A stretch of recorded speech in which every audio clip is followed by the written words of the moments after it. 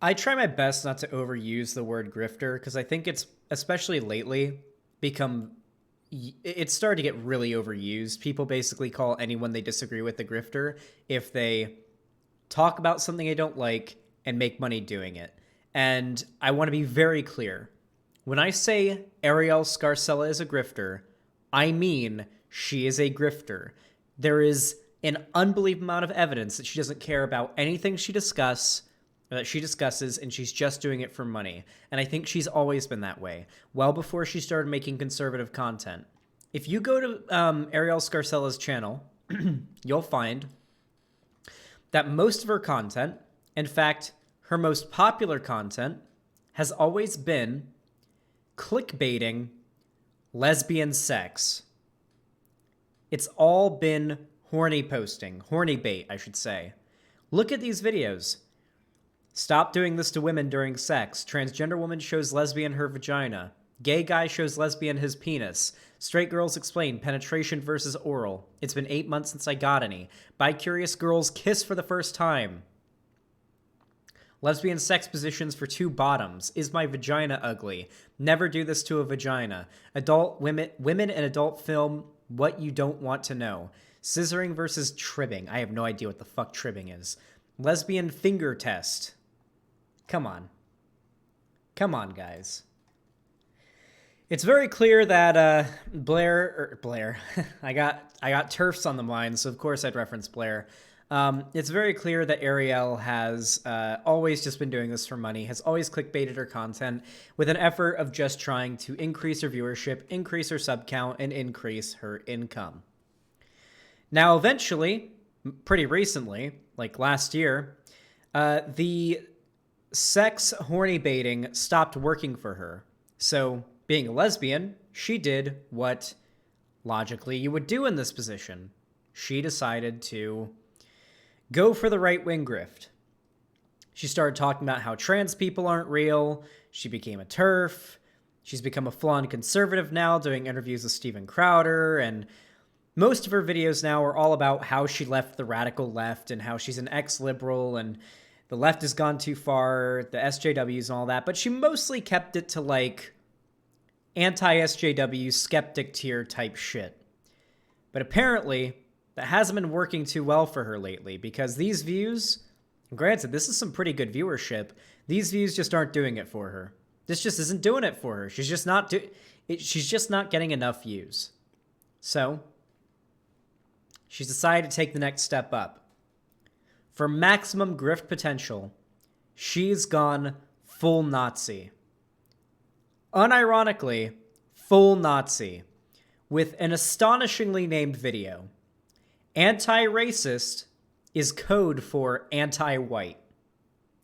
I should not have to explain how stupid that statement is. Oh boy. Let's get right into it. I need all of you to pray for me. Pray to the fucking gamer gods that I survive this. Trouble with saying it's okay to be white. Of course, there's a article on this. White nationalism or neo-Nazism isn't... Do I have to explain this? Oh my god. Okay. It's okay to be white was a phrase that came to popularity in response to Black Lives Matter, okay? It's okay to be white is literally a white supremacist dog whistle. It is recognized as such by basically every academic and sociologist on Earth. It is a claim that Nazis like to put forward because they feel like they need to be the victims, because they believe that fights against racism are actually fights against whiteness, because they associate whiteness and racism. By the way, if you think anti-racism is anti-white, then you think that white people are inherently racist. You believe that. That is something that you believe. Also, I don't know who Gothics is. I have no clue who that... I have no idea what that is. The same as saying it's okay to be white.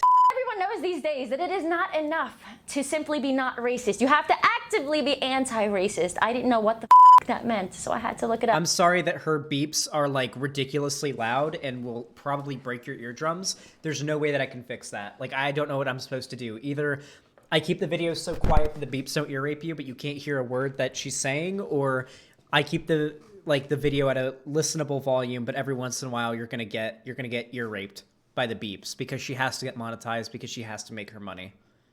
up. Also, you might notice that there's no ads on this video because YouTube demonetized me yet again because they hate me. So if you want to go and support me, wait, and then why are you bleeping your video then? If you're demonetized, stop bleeping your videos. Be brave. Watch this. Hey, you guys want to know how unafraid of demonetization I am? Fuck, fuck, fuck, fuck, fuck, fuck, fuck, fuck, fuck. That's how unafraid of demonetization I am. I'm saying fuck more than MX Vivian Wolf. other content that has never been posted on this YouTube channel or anywhere else, go to my locals page, arielle.locals.com. Go check that out after you watch this video. Let's get right into it. First two things that come up are anti-racism is a code word for anti-white. Second thing that comes up in a Google search is how to be anti-racist. You know what? We're gonna look at both of those because I have no clue what I'm doing with this video. But I do think it's interesting that already you can see the juxtaposition here of the two different sides of this argument. So this is the Smithsonian, by the way. So for those of you who don't know, it is a reliable source. I think it's a not-for-profit, government-owned series of museums and such across the country. They are the ones that wrote this article or posted this article. Being anti-racist. To create an equal society, we must commit to making unbiased choices and being anti-racist in all aspects of our lives. Okay, they still didn't say what it was, but let's see if they say here. Race. Okay, this is actually really important. Something that a lot of like right-wing people will do, and I'm not saying that Arielle is right-wing. She just espouses the rhetoric of a right-winger. She has no conviction to any of her beliefs. She's a grifter, right? However, many of her viewers are probably conservative, and many of them would likely virtue signal and say that they like Martin Luther King Jr. And the reason they do this is because it is extremely unacceptable, even if you're like tangentially right-wing, to say that you disagree with MLK. So, I want to bring up that the argument that it is not enough to be not racist, you have to actively be anti-racist, honestly, I think was put into words best, that general sentiment, by Martin Luther King Jr. when he wrote his letter from Birmingham jail about the white moderate. In that, he talked about how he's most disappointed with those who... I'm so sorry, my throat is so phlegmy, it's ridiculous.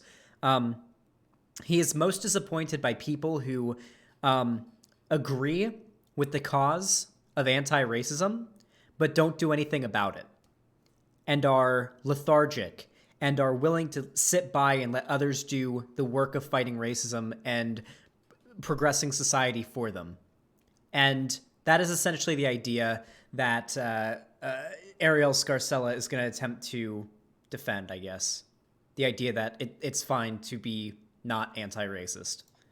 Does not biologically exist. How can you be racist? Okay, I'm sure they're going to tell us. Yet how we identify with race is so powerful, it influences our experiences, shapes our lives. Sure. In a society that privileges white people and whiteness, sure, racist ideas are considered normal throughout media, culture, social systems, and institutions. Historically, racist views justified the unfair treatment of oppression of people of color. Yes, absolutely, in the past. I also looked this up on a number of different sites. Here is what I found. Being anti-racist is fighting against racism. Racism takes several forms of works, most often in tandem with at least one other form to reinforce racist ideas, behaviors, and policies. Types of racism are, we about to be educated. Okay, ready? Individual racism refers to the beliefs, attitudes, and actions of individuals that support or perpetuate racism. The U.S. cultural narrative about... By the way, the entire worldview of people like this, or people who espouse these ideas,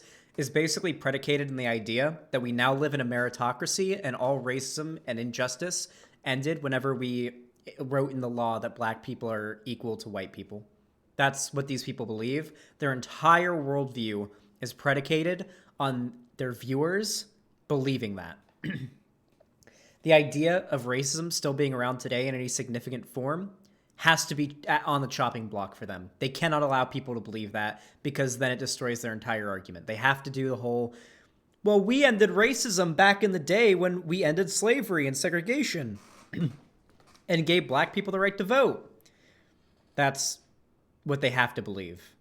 Racism typically focuses on individual racism and fails to recognize systemic racism. Okay, so individual racism basically is like what most people think of when they hear the term racist.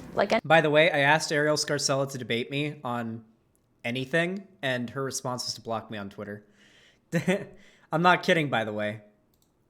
I'm not kidding, by the way. I asked her, hey, would you like to come on my stream? And like, I didn't even say debate. I said, would you like to come on my stream and talk about some of the stuff you said in your videos? And then she immediately blocked me. Anyone can be racist. That's what most of us think, right? Interpersonal racism. Oh God, there's like 10 different types of racism. Maybe we can check all the boxes and be all the different types of racism. Interpersonal racism occurs between individuals. By the way, I want to point out, there's a reason why she talks like that. Because conservatism requires that you turn your brain off. Any idea, but anything beyond a two-dimensional form of thought is too much for them. You have to turn your brain off. The world has to be completely black and white. There are no shades of gray. It has to be good, bad, racist, not racist, black, white. They can't think in any form of nuance. It's impossible for them. Public expressions of racism, often involving slurs, biases, hateful words, or actions. Okay, I guess we could say that someone who is an individual racist might express themselves in a nasty way, and that's what interpersonal racism is. Interpersonal racism is kind of like a verb. Institutional racism. These are discriminatory treatments, unfair policies, or biased practices based on race that result in inequitable outcomes for whites over people of color, blah, blah, blah, blah, blah. Okay, so the first two Wait, did they say whites specifically? Oh, yeah, they did. These institutional policies often never mention any racial group, but the intent is to create advantages. That's why she stopped reading there. Did you notice that she stopped reading at prejudice and didn't include the rest of it? Because I guarantee, I guarantee that she is going to say something like, well, there's no laws that say black people are worse than white people. I guarantee she's going to say that. And that's why she stopped reading right here.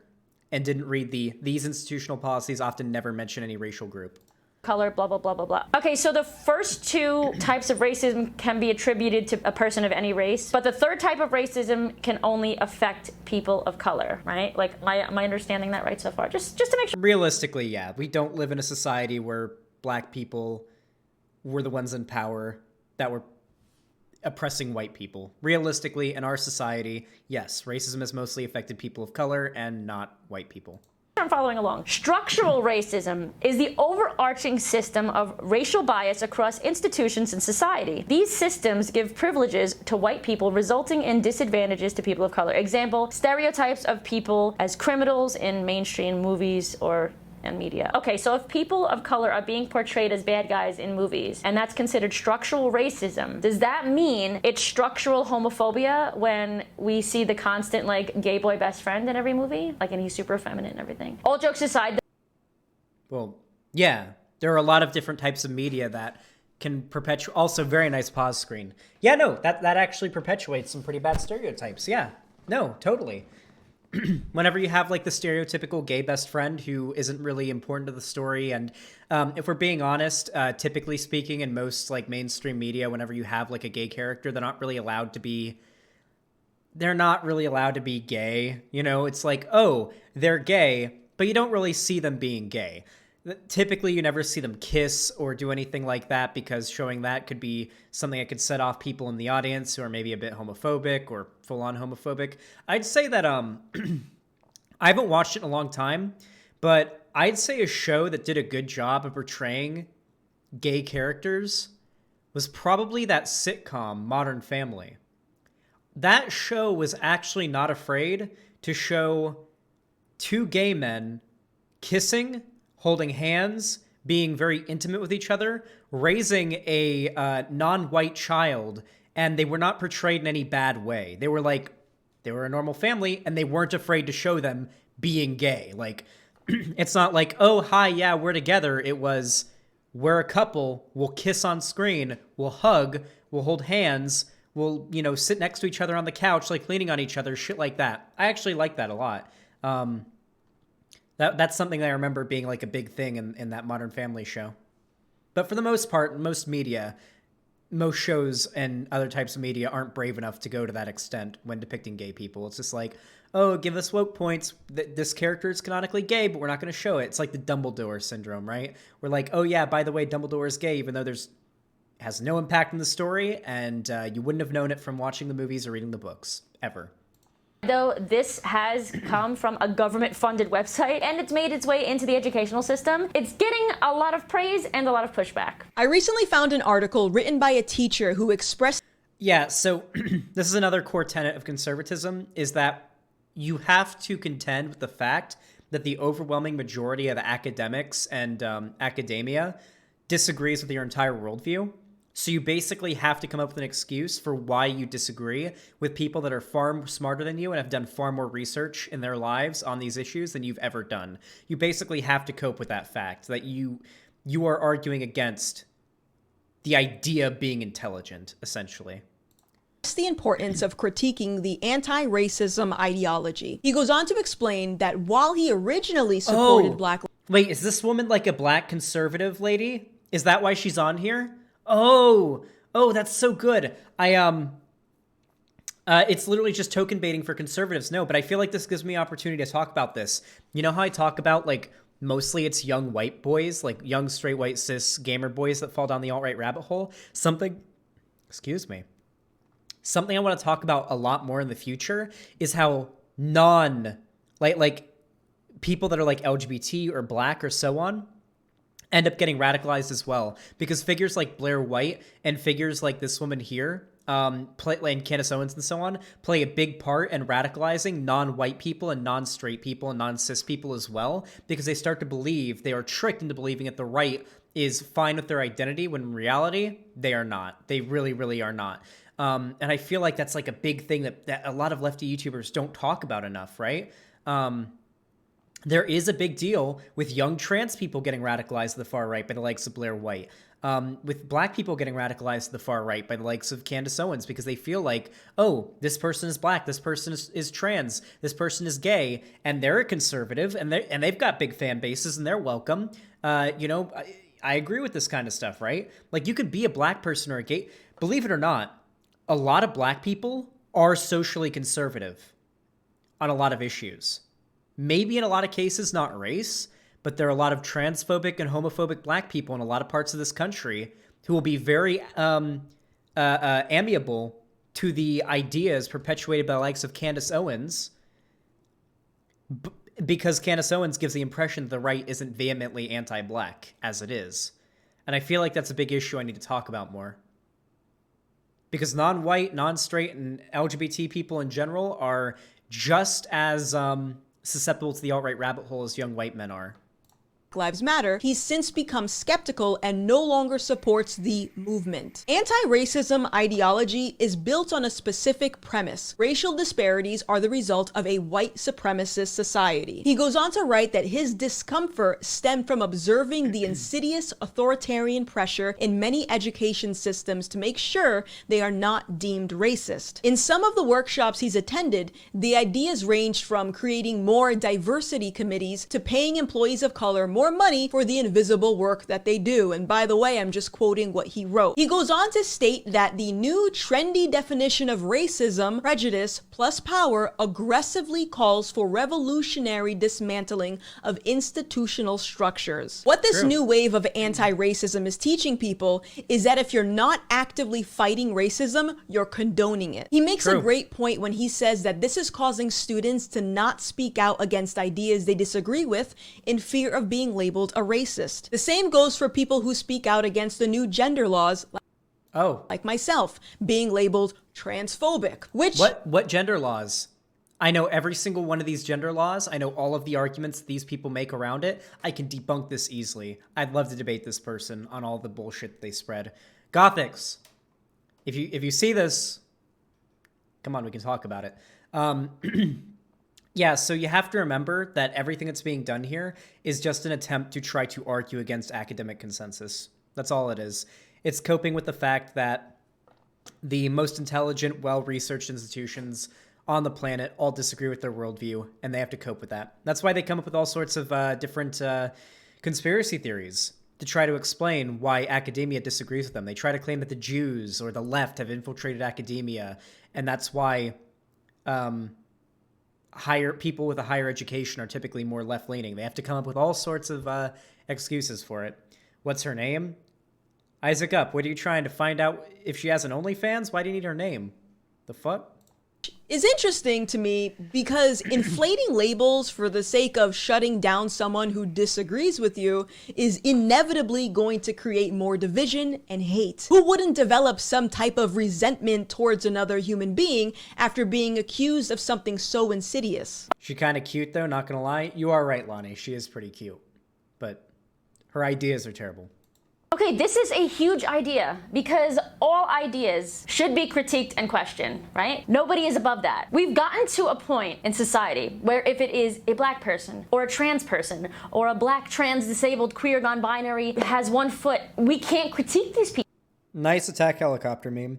people anymore. Anybody who is considered oppressed, we have to believe their narrative. Another quote from this awesome... Hey, guess what? Right after this, for any Arielle Scarcella fans that are watching right now, whether it's the video or the stream, guess what? After this, I'm going to be shit-talking someone who happens to be trans and disabled for being a piece of shit person. So, yeah, I guess... Nope. I'm about as left-leaning as it gets, and I'm going to be doing exactly what she claimed you're not allowed to do anymore because of the left. So, there you go. Article. Well-intentioned educators lack understanding in this ideology's origins. Anti-racism ideology is stemming from a kind of revised postmodernist philosophy, and from that, critical race theory. Postmodernists argue that there's no such thing as objective truth. Truth is merely a narrative held by the groups who hold the power in society. While postmodernism is a great literary lens in which to discuss different historical narratives, I am hoping that educators can see that this also brings with it dangerous consequences. And this is the most important sentence here. By objecting truth, we are now going to deny the scientific method. No, that's not what the idea of rejecting the concept of truth is. So the main problem is history is written by the victors. This also expands the idea that history is written by those that are in power at the time when that happened, right? Sometimes you have to do extra research and look into the past from an unbiased perspective, because a lot of people's immediate belief about what happened in the past is usually informed by whoever was in power at the time, whoever benefited from the narrative being whatever the narrative was at the time. That's the whole concept of truth. Truth is what we believe it to be. For example, how about this? What's a good example? To a flat earther. The truth to a flat earther is that the earth is flat. To them, that is the truth. Most likely, in many cases, if they're like very young, their parents probably taught them that the earth was flat. They don't know otherwise. They've never known anything other than the belief that the earth is flat. That is their truth. Now, the equivalence to this would be someone who is raised as a flat earther, doing their research, and discovering themselves the earth is not flat. That is the idea behind postmodernism, essentially, is despite what you've been taught your whole life, taking an objective look at the past, analyzing it, doing your own research, and finding out what really happened. Not what you were taught happened, what the evidence from an unbiased perspective says happens. That is the idea behind postmodernism, or a postmodernist analysis of the past. My favorite part of this article is when he talks about how, everybody in his teaching staff is so proud of being anti-racist, yet they make these new rules for young black men and women who are constantly late to class because, the stereotype is that black people can't be on time. How did we get here? I would say the same. What? You want to know what I'm not going to go out and Google this person and find out exactly what policy or rule was made specifically for black people who are late to the class. I'm going to assume what happened is that whatever school this person teaches at is within the vicinity of a pretty low income neighborhood. And there's it's a mostly black community, and there's probably a really bad commute. And if you're a poor black person, you probably can't afford to get to school on time because you don't have money for a bus or for a car. You have to walk or bike or something. And so for underprivileged, low-income people that may arrive to class late, then there's a different rule for them where they won't get in as much trouble because they physically don't have the means to get to class on time. That's typically what happens. I know this was a thing that happened whenever I was in middle school. There were, I went to a pretty white school, and there were kids at that school who were very poor, whose parents worked multiple jobs.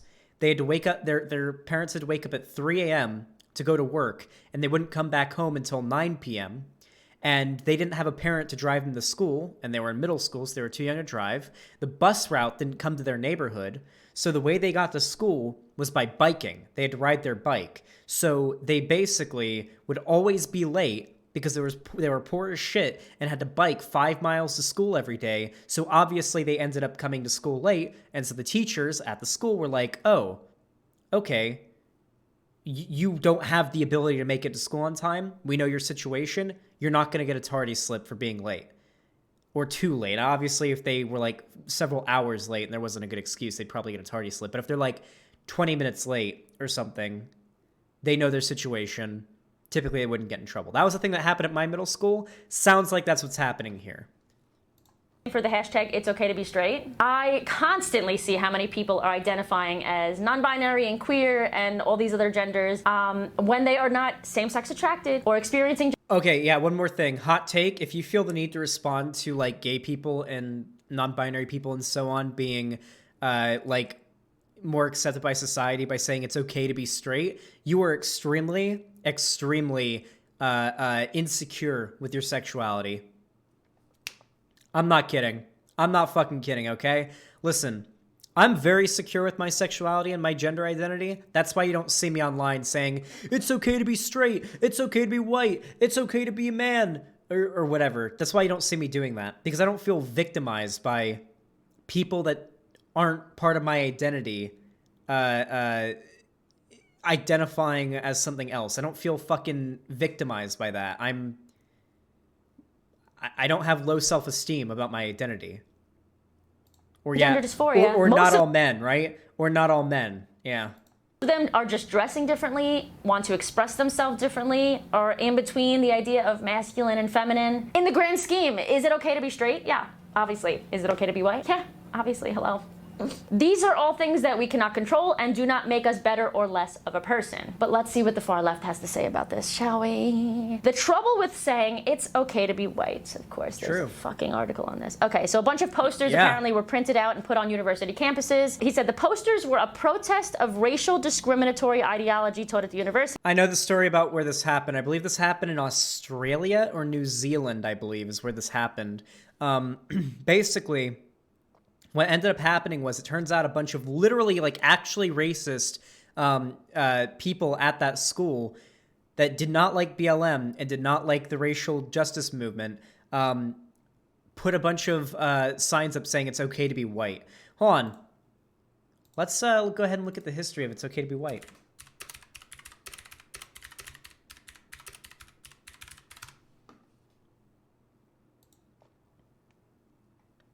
Let's go ahead and check this out. It's okay to be white, or it's okay to be white, IOTBW, is a slogan based on a poster campaign organized on the website 4chan's discussion board poll in 2017. A poll user described it as proof of concept that what they called a harmless message would cause a media backlash. Posters and stickers containing the sentence "It's okay to be white" were placed in the streets in the United States as well as on campuses in the United States, Canada, Australia, and the United Kingdom. The slogan has been supported by white supremacists, including neo-Nazis. Fox News host Tucker Carlson defended the slogan, saying that being white, blank, blank, blank, is not something you can control. The Root compared it with the children's book, It's Okay to Be Different, and said white folks have taken that beautiful sentiment and distorted it to suit their infinite need to center themselves. The suggestion for the use of posters with the saying originated on the message board poll of 4chan with the intent of provoking reactions.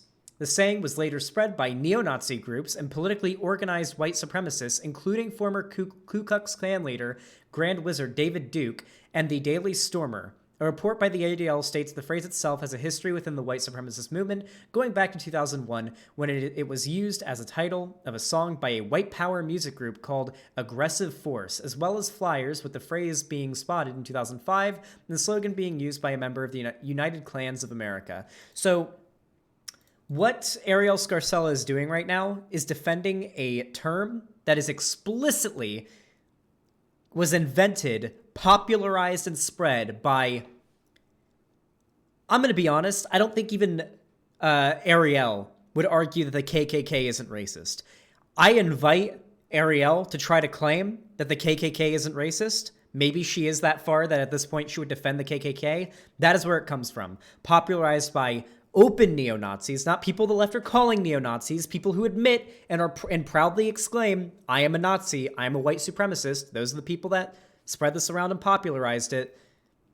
I would be really surprised if she wanted to defend the people who spread around and popularized the it's okay to be white thing. He said, many professors explicitly teach in their courses that it is not okay to be white.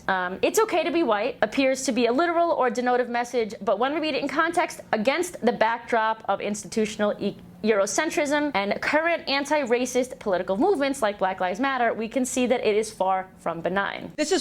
Yeah, so this is literally just a professor. Whoever this professor is should probably be fired from his job because he's literally defending the fact that this is a professor who is either lying about he knows what the term means and he's like a racist, or he is so incompetent he can't even look up it's okay to be white history on Google, then click the Wikipedia page to learn about its history and those that support it and have spread it around and popularized the phrase, tells me this is not somebody who should be teaching.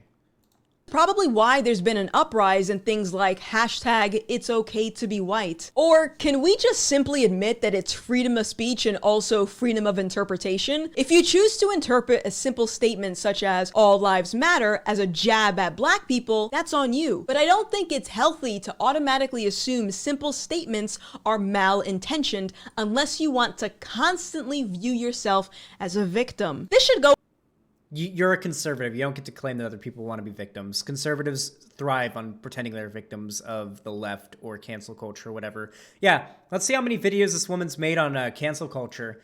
She's calling black people that talk about anti-racism victims. Let's go ahead and go to Gothix's channel and see how many videos she's made on cancel culture.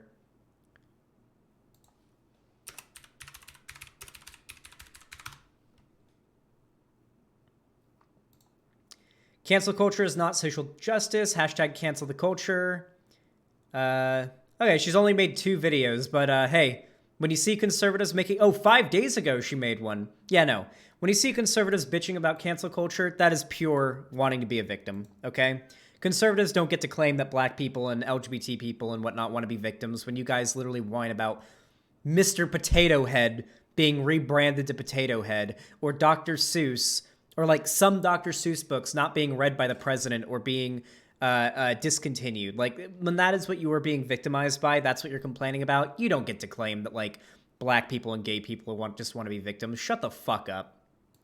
Without saying, but white nationalism or neo-Nazism isn't the same as saying it's okay to be white. Furthermore, I can't change the fact that I was born with this skin color, so it doesn't make me special in that regard. That said, if you find your skin color special enough to celebrate it, that's fine, you do you. But remember to keep that same energy, meaning if you're proud of your blackness, other people should be allowed to celebrate their color as well, including white people. We compare it. So the problem is when black people celebrate their race, they're not celebrating the fact that they're black. They're celebrating the fact that their race, their people, have managed to survive despite all the shit they've gone through. And maybe if every time there was a white person who said it's okay to be white or I'm proud to be white didn't turn out to be a Nazi or a white supremacist, those phrases wouldn't have so much baggage behind them. If we lived in a world where there were no Nazis or white supremacists saying it's okay to be white or I'm proud of being white or white pride or whatever the fuck, I'm sure no one would take issue with it. However, we don't live in that fantasy world. We live in a world where I'm proud of being white is a phrase overwhelmingly said by open neo-Nazis, white supremacists, and the KKK, and so on. We don't live in that fantasy world that you so desperately wish we lived in.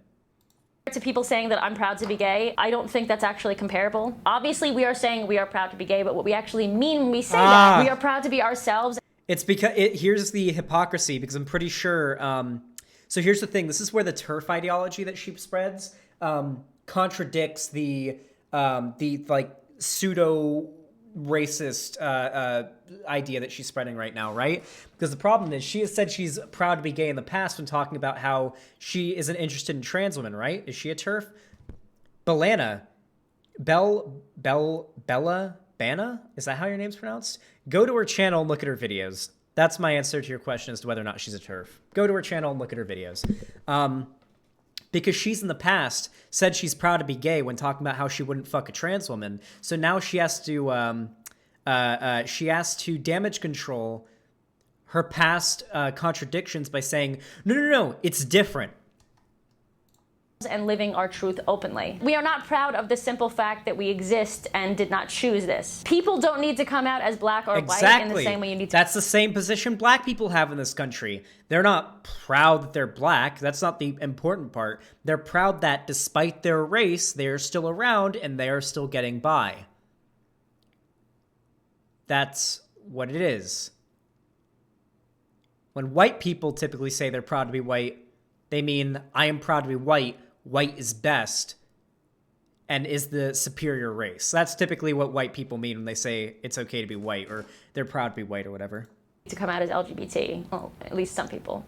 Some people are obvious. Consumer culture helps build rebels. Identity is a big part of branding campaigns, diffusing politics of new social movements into commercial demands for representation, inclusion, diversity, and tolerance. Obviously, like we know that already. Consumerism also preaches an ethnic of non-conformity. Nonconformists are never satisfied with an ethic of nonconformity. Okay, so here's one of the biggest problems. I fully believe this, okay? I think that I might start criticizing corporations for doing like the baseless virtue signaling a little bit more often. I think that a lot of the time when it comes to like large corporations, whenever they implement something progressive in their media, it's good and it can have some good outcomes. The problem is they'll never go further than what is safe. That's the problem, right? Like, can you imagine a Marvel movie going as far as to show two gay guys kissing? Could you imagine Disney taking that going that far? No.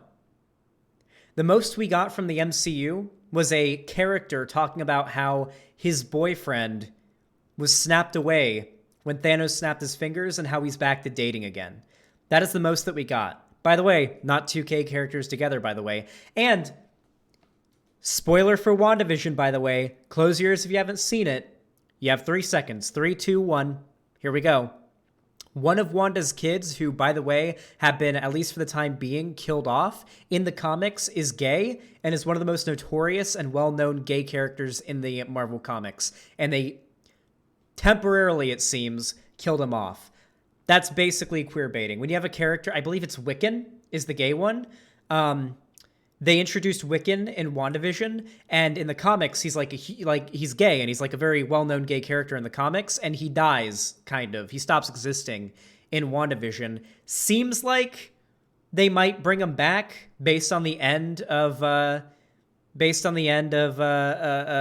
post-credits scene, but like, yeah, they straighted Wiccan. No, they didn't straight Wiccan.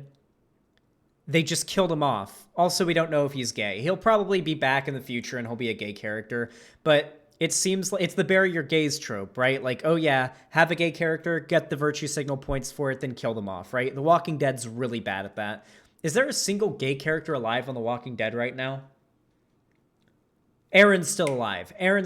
But guess what? His boyfriend's dead. Aaron's boyfriend is dead because guess what? They didn't want to show two gay guys kissing too much because they did back in like season 6 or whatever. People got mad about it. So they killed off his boyfriend so they could have a gay character and still get those points, but then not have to do the whole, but then not have to face the backlash of going far enough to show like two gay guys together, two gay guys holding hands, two gay guys showing affection towards each other, two gay guys kissing. They won't go that far. They'll never push the envelope. They'll never push the envelope when it comes to gay characters. They'll never do it. Only what is just barely acceptable. That's why I earlier in the segment I praised Modern Family because they actually went all the way with that shit. Like they showed like the two gay characters kissing and like being intimate with each other, and they continue to do it through the whole series. But yeah, Deadpool is pansexual. There's the implication that he's pansexual in the movies, but I know he is in the comics. But they weren't really open about it in the movies.